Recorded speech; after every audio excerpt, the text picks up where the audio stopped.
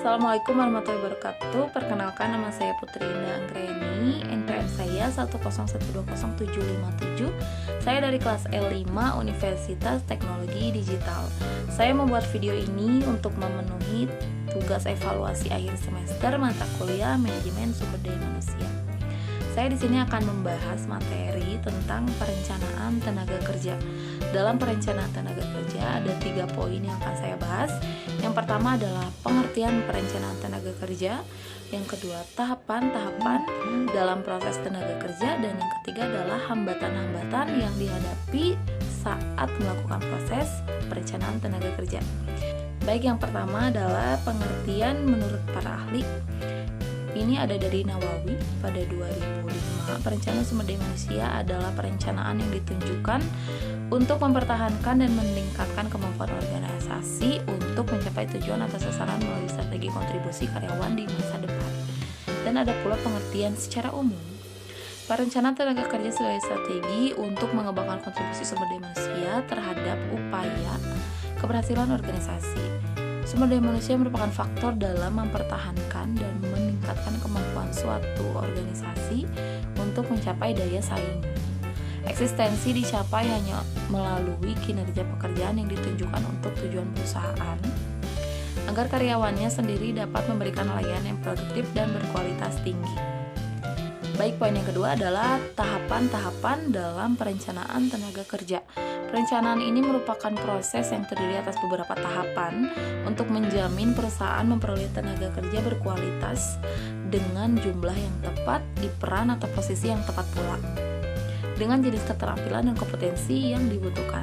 Nah, ada 8 tahapan dalam perencanaan tenaga kerja, yaitu penetapan tujuan perencanaan tenaga kerja, pemetaan sumber daya manusia perusahaan, perhitungan kebutuhan tenaga kerja, penetapan rencana ketenaga kerjaan, rekrutmen dan perekrutan, menganalisis keterampilan, pelatihan dan pengembangan, yang terakhir adalah evaluasi. Mari masuk ke poin yang ketiga, yaitu hambatan dalam perencanaan tenaga kerja. Hambatan ini terdiri dari 2. Yang pertama adalah hambatan eksternal dan hambatan internal. Nah, untuk hambatan dari lingkungan eksternal terdiri dari ekonomi, politik, teknologi, dan pesaing. Nah, untuk ekonomi meliputi tingkat inflasi, pengangguran, dan kenaikan suku bunga. Dan untuk politik meliputi peraturan pemerintah, sosial, dan hukum. Untuk teknologi, biasanya teknologi ini perkembangannya sangat cepat, jadi perusahaan harus mengikuti perkembangan teknologi. Dan yang terakhir adalah pesaing. Jumlah pesaing meningkat seiring waktu. Nah, ada juga hambatan lingkungan internal. Nah, hambatan lingkungan internal ini meliputi standar kemampuan dari situasi sumber daya manusia perusahaan, kebijakan sumber daya manusia perusahaan, anggaran perusahaan, estimasi produk dan penjualan, kegiatan perusahaan.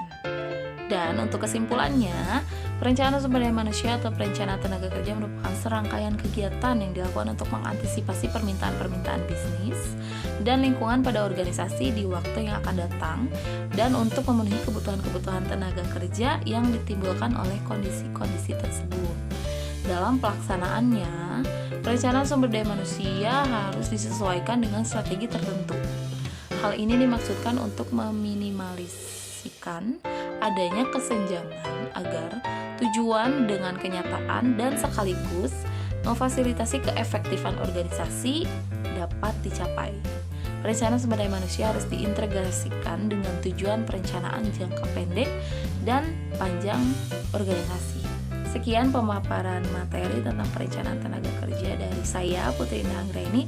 Semoga apa yang saya sampaikan dapat memberi kita wawasan tambahan, pengetahuan tambahan, dan semoga apa yang saya bahas bisa dapat dimengerti oleh pembaca sekalian. Baik, saya Putri Indah Anggreni undur diri. Wassalamualaikum warahmatullahi wabarakatuh. Terima kasih.